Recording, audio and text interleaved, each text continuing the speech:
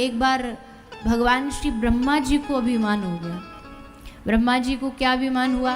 ब्रह्मा जी बोले हम नहीं हो तो सृष्टि बनेगी तो भगवान के तो बस की बात है नहीं, भगवान से तो बननी है नहीं, हमसे बननी थी इसलिए हमको ये ड्यूटी दी कि ब्रह्मा जी आप सृष्टि का निर्माण करो। पर अब हम बोर हो गए सृष्टि करते करते, अब हमारा मन नहीं है, अब हम चाहते कि अब हम रिजाइन ले लें। ब्रह्मा जी ने सोचा भगवान को जाकर के रेजिग्नेशन लेटर देते, भगवान हमको फिर मनाएंगे। अरे नहीं नहीं ब्रह्मा जी, आपके बिना कैसे चलेगा, आप नहीं होंगे तो सृष्टि कैसे बनेगी।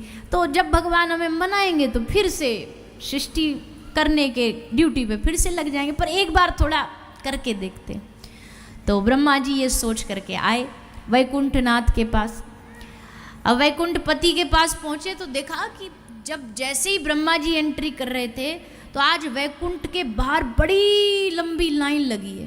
बड़े लंबे लंबे सफ़ेद सफ़ेद दाढ़ी वाले लोग ऊँटों पे बैठ करके लाइन में खड़े हैं। सब लंबी लाइन लगी है, कोई हाथी पे बैठा है, कोई ऊँट पे बैठा है, कोई घोड़े पे बैठा है। ब्रह्मा जी बोले आज यहाँ कौन सा उत्सव चल रहा है, पर चलो हमको क्या, हम तो जो काम करने आए रिज़ाइन देने आए सो वो कर लेते हैं। सो ब्रह्मा जी भीतर गए, वैकुंठपति बैठे थे। भगवान ने कहा आइए आइए आइए, सृष्टि के पालन सृजन करता पधारिए। अब ये भी तो बड़े कौतुकी हैं, ये घमंड और बढ़ा देते हैं ऐसे शब्द बोल करके। ब्रह्मा जी आए, ब्रह्मा जी ने हाथ जोड़े, प्रणाम किया और बोले प्रभु हम आपसे एक अर्जी लेकर के आए हैं। भगवान ने कहा जी बिल्कुल कहिए। बोले प्रभु अब हमारी उम्र हो गई है और अब एक काम करते करते हमने बोर भी हो गए, तो अब हमारा मन कर रहा है कि हम थोड़ा सा हम अपना रिज़ाइन दे दें, हम फाइल तैयार करके लाएं, बस आपको साइन करना भरवा की। अब ब्रह्मा जी ने सोचा ये बोलेंगे कुछ मनाएंगे, पर ठाकुर जी बोले अच्छा ऐसी बात है, अच्छा लाओ फाइल हमें दे दो हम सोचेंगे। फाइल रख ली। अब ब्रह्मा जी को एक धक्का तो यहाँ लगा कि इन्होंने हमको मनाया नहीं। जैसे बाहर निकले तो बाहर निकल के पूछा भैया ये इतनी लंबी लाइन किसकी है, ये कौन है ये लोग? एक बोला ये सब अलग अलग युगों के ब्रह्मा हैं, अलग अलग युगों के ये सब ब्रह्मा जी हैं। तो बोले यहाँ काय को खड़े?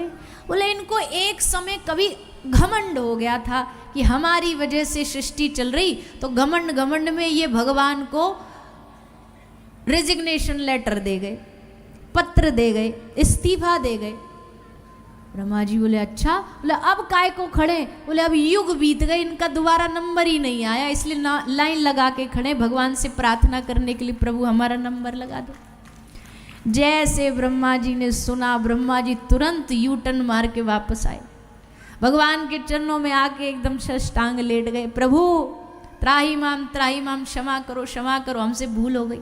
भगवान बोले क्या हुआ? बोले हम कोई बोर नहीं हुए हैं, हमको तो यही काम आता है, हमको तो सृष्टि का सृजन करना ही आता है। भगवान बोले नहीं नहीं कोई बात नहीं, अभी तो लाइन में थोड़ी जगह है, आप कहो तो आपका घोड़ा भी वही लगवा दें। ब्रह्मा जी ने हाथ जोड़े, नाना प्रभु हम समझ गए, अरे सृष्टि का सृजन छोड़ो, हमारा सृजन करने वाले भी आप ही हो, पर हमको पता है जब अपने जनों में घमंड आता, अभिमान आता, तो प्रभु आप ही उसे दूर करते हो, आप ही उसका नाश करते हो। तो भैया ये बड़े बड़ों को भी ये पेट में दर्द हो जाता है कि भैया हम सृष्टि का सृजन कर रहे हैं, हम सृष्टि का पालन कर रहे हैं, पर ठाकुर जी फिर उस अभिमान का नाश करते हैं। इसलिए सद्गुण का तो कदापि अभिमान नहीं होना चाहिए, क्योंकि सद्गुण आदमी अपनी मर्जी से नहीं करता, जिस पर ठाकुर जी कृपा करते हैं।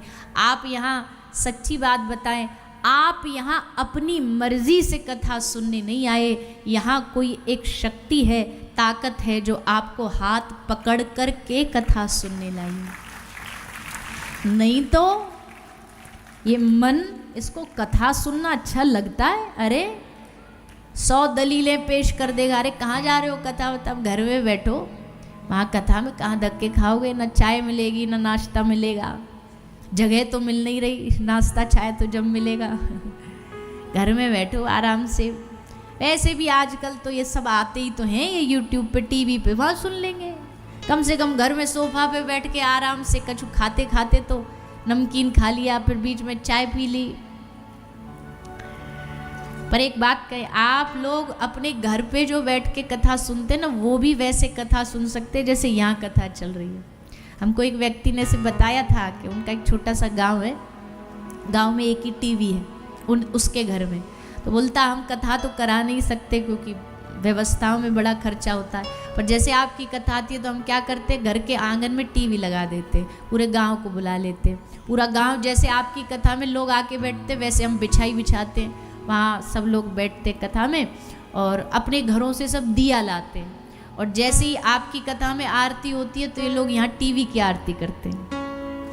जब कथा के विश्राम आरती होती है तो सब कीर्तन करते, जय घोष करते, आरती करते हैं, और उसके बाद फिर हम ज़्यादा तो हमारे पास है नहीं, थोड़ा चनौरी बताशा ऐसा हम कुछ रखते हैं, प्रसाद बांट देते हैं। तो देखो घर बैठ के बिना पैसा लगे आदमी कथा का आनंद ले रहा है, इससे अच्छी और बात क्या हो सकती है।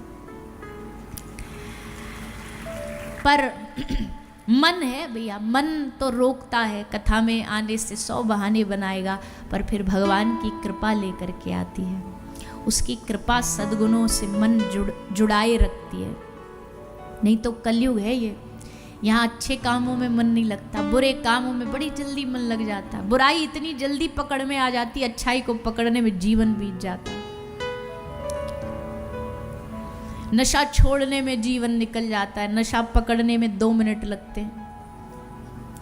कोई भी हमें बहला फुसला करके गलत काम में लगा देगा, गलत खान पीन सिखा देगा, हम वो करने लग जाएंगे, और छोड़ने में पूरा जीवन निकल जाता है। तो भैया सद्गुणों का अभिमान